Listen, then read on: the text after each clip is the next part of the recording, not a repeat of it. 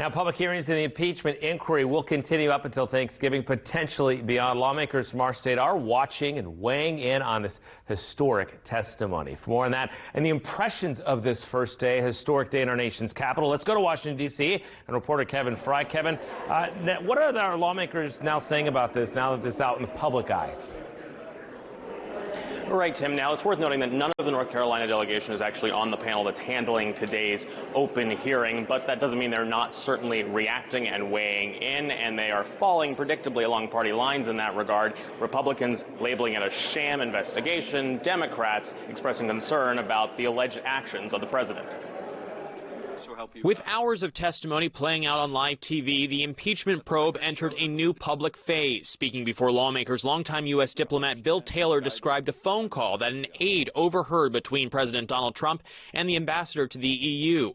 In that call, Taylor says the president asked about the investigations. Following the call with President Trump, the member of my staff asked Ambassador Sondland what President Trump thought about Ukraine.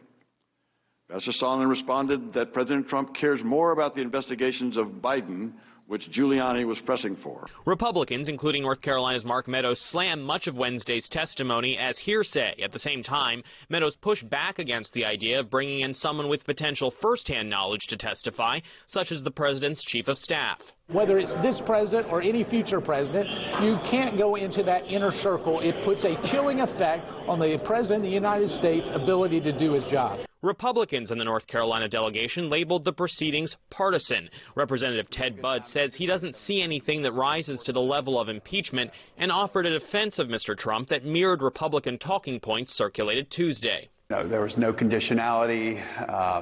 There was no quid pro quo, essentially. But this is a lot of people's opinions about what they think happened. Democrats, meanwhile, continue to raise concern about the president's alleged behavior. Representative Alma Adams defended the impeachment probe. Our responsibility here is to uphold the Constitution, to defend the Constitution. The president should be doing that as well. Based on his behavior, he's not doing that.